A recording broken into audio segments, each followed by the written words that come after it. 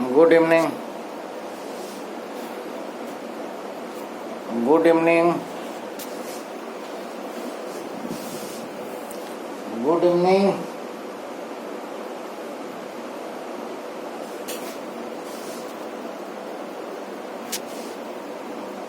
Am I audible? Yes, sir. Okay. Now last time we have taken photoelectric effect. Now write down very important graph. This is very important graph. Graph between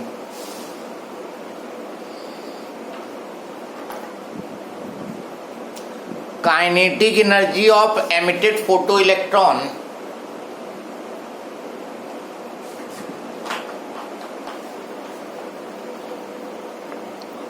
and frequency of light incident.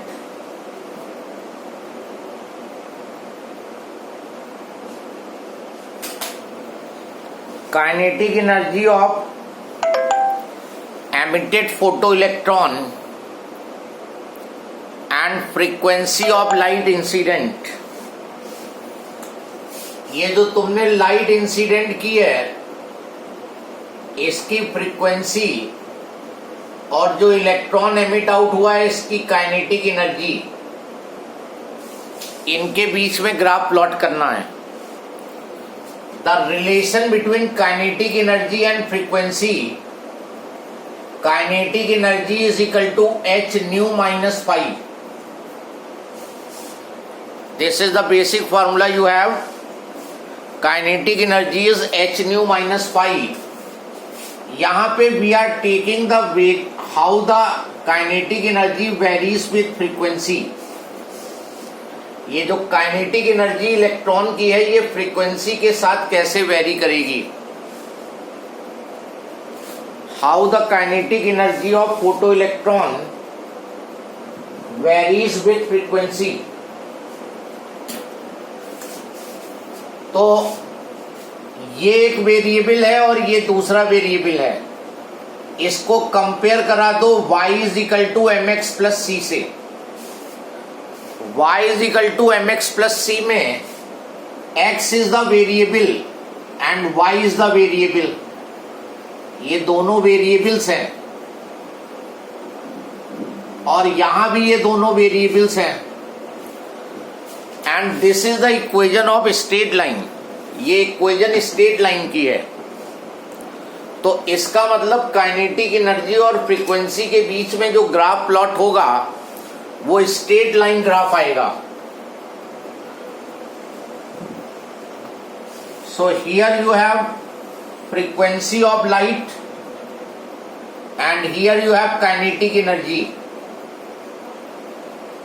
And this type of graph you will be getting, a straight line graph you will be getting. So if he says that plot the graph between frequency of light incident and kinetic energy of emitted photoelectron, तो ये straight line graph plot कर दोगे. ये 3 number तक का question होता है. आगे इसमें ये तुमसे पूछता है what information you can get from this graph. इस ग्राफ से क्या क्या इंफॉर्मेशन तुम्हें ऑब्टेन होंगी. This is the most important graph in this chapter. What information you will be getting from the graph. So write down, from this graph we can determine first one is threshold frequency.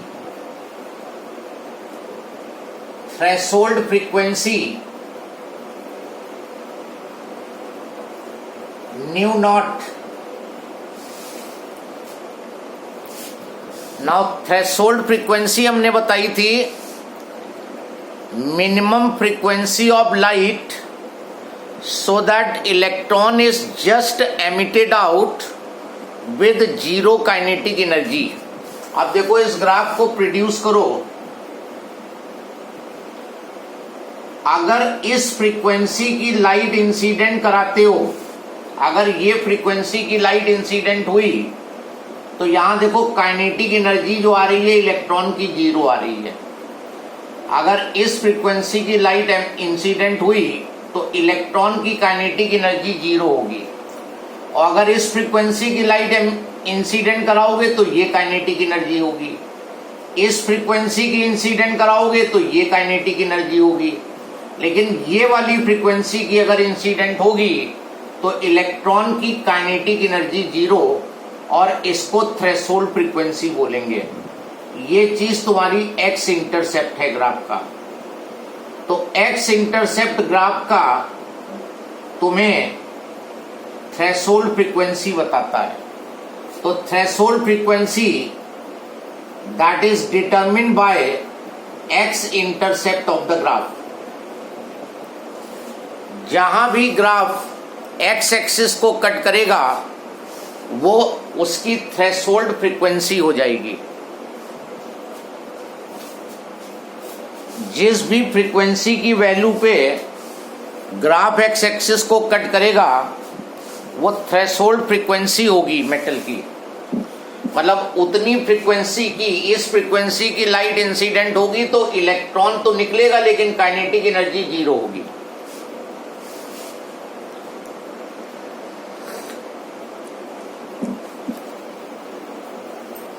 Second thing you can find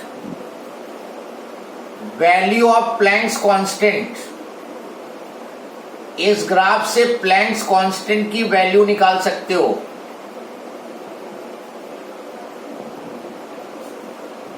कहे कि graph से Planck's constant निकालो, तो यहां पे देखो ये x variable का कोफिशिएंट और ये फ्रीक्वेंसी वेरिएबल का कोफिशिएंट, तो दोनों को कंपेयर करोगे तो h जो है m के बराबर होगा। तो Planck's constant h will be m और m जो है वो स्लोप ऑफ द ग्राफ होगा। तो slope of graph will determine the value of Planck's constant. Graph का स्लोप जो है वो प्लैंक्स कांस्टेंट की वैल्यू निकाल के देता है। और स्लोप दो तरीके से निकाल सकते हो। अगर थीटा मालूम है and the slope will be इधर tan थीटा फाइंड कर दो और y2 minus y1 upon x2 minus x1 जो रेगुलर वे है, 2 पॉइंट लेके y2 minus y1 upon x2 minus x1, इससे भी तुम स्लोप फाइंड कर सकते हो। तो by any way if you calculate the slope of the graph that will give you the value of Planck's constant। 100% वाला क्वेश्चन होता है ये। ग्राफ प्लॉट करो and how will you find this this this.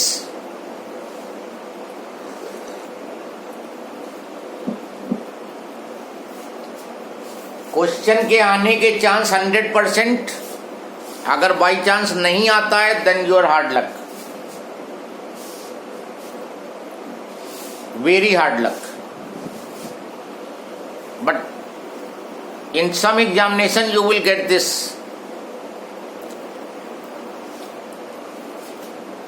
then तीसरी चीज जो graph से find होगी, यहां से देखो ये कांस्टेंट है इस इक्वेशन का और इस इक्वेशन का ये कांस्टेंट है। ये कहलाता है y इंटरसेप्ट और ये कहलाता है work function.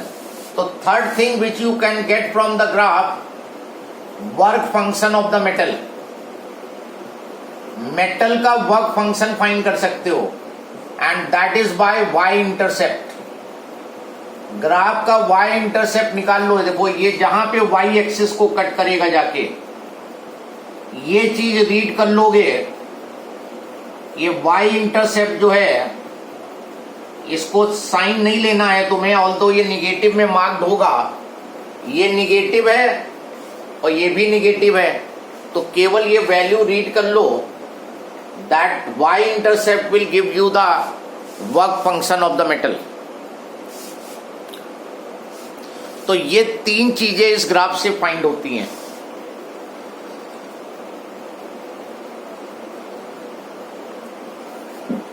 Most important graph,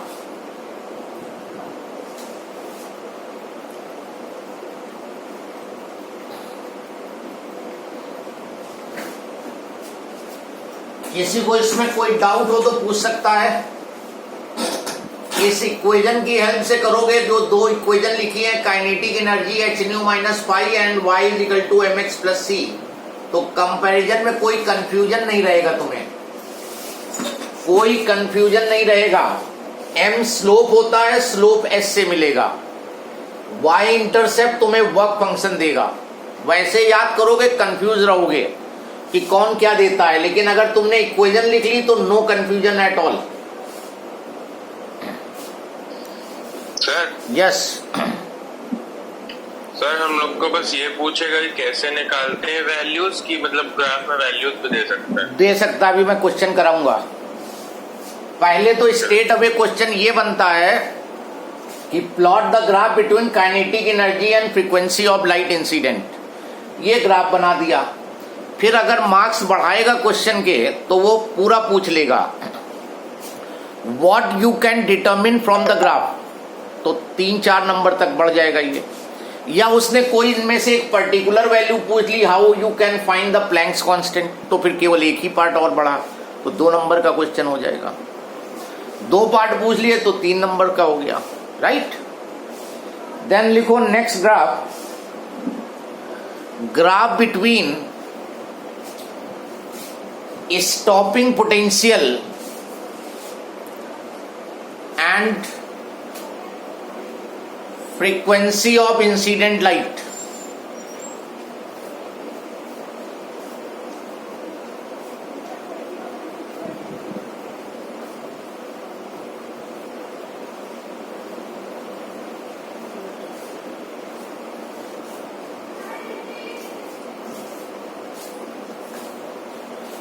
graph between stopping potential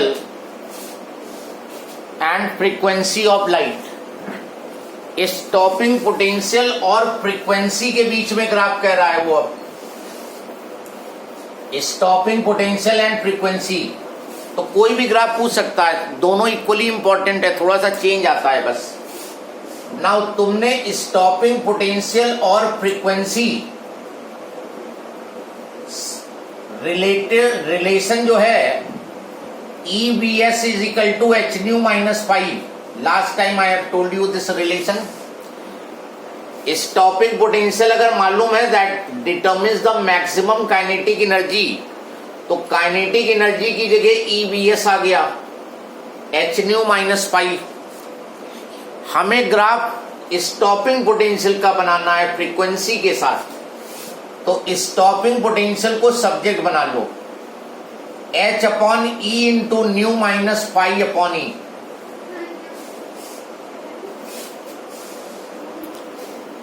फिर से देखो, ये कांस्टेंट है, ये वेरिएबल है, ये वेरिएबल है, और ये कांस्टेंट है। y is equal to mx plus c, ये कांस्टेंट हुआ और ये कांस्टेंट हुआ, ये वेरिएबल है, ये वेरिएबल है। तो इस बार ये इक्वेशन भी स्ट्रेट लाइन को रिप्रेजेंट करेगी।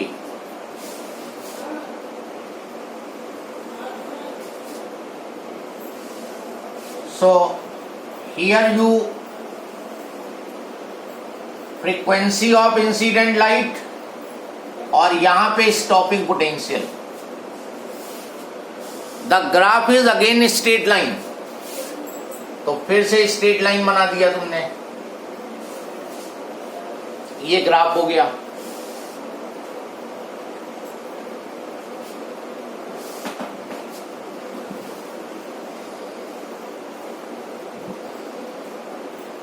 दोनों ग्राफ एक ही जैसे हैं, क्योंकि बेसिकली स्टॉपिंग पोटेंशियल ही काइनेटिक एनर्जी को मेजर करता है। बस स्लाइड चेंज यहां पे आया है बस। नेक्स्ट लाइन में लिखो from this graph we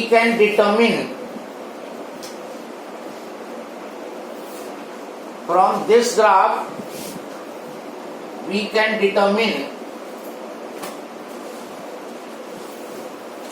first threshold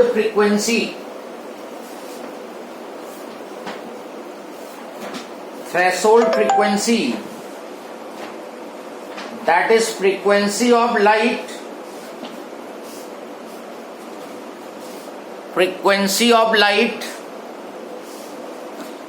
क्या होती है threshold frequency of light required to emit the electron with zero kinetic energy. और अगर काइनेटिक एनर्जी जीरो है तो ऑब्वियस है कि स्टॉपिंग पोटेंशियल भी जीरो होगा। अगर काइनेटिक एनर्जी जीरो तो स्टॉपिंग पोटेंशियल भी जीरो। तो ये एक्स इंटरसेप्ट ग्राफ का थ्रेशोल्ड फ्रीक्वेंसी डिटरमिन करेगा। This x intercept of the graph. तो पहली चीज जो फाइंड होगी threshold frequency, new not, that is determined bye x intercept.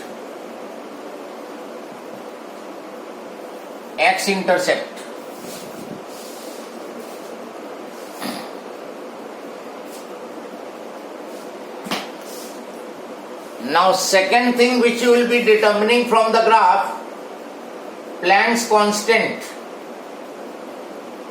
Planck's constant की वैल्यू डिटरमिन होगी इस ग्राफ से। कंपेयर करा दो इन दोनों को। h by e is equal to m, तो h is equal to m into e. Slope को अगर e से मल्टीप्लाई कर दो तो प्लैंक्स कांस्टेंट आ जाएगा, जबकि वहां पे सीधे स्लोप दे रहा था इक्वेशन के अकॉर्डिंग, और यहां पे स्लोप को ई से मल्टीप्लाई करोगे तो वो तुम्हें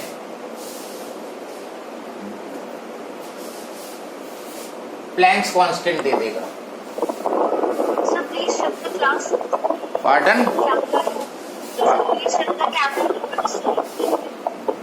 okay, right, now it's readable.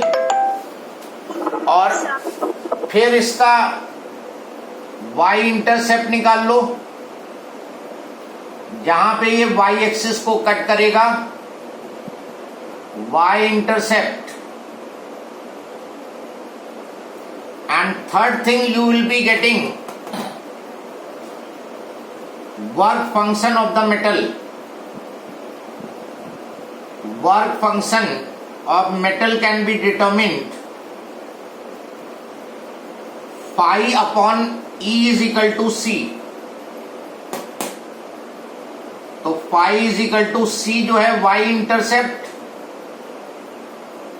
into E। तो in this way you can determine the three things here also। बस अगर स्टॉपिंग पोटेंशियल वाला है तो ई से मल्टीप्लाई और हो जाएगा, बाकी rest thing are remaining same.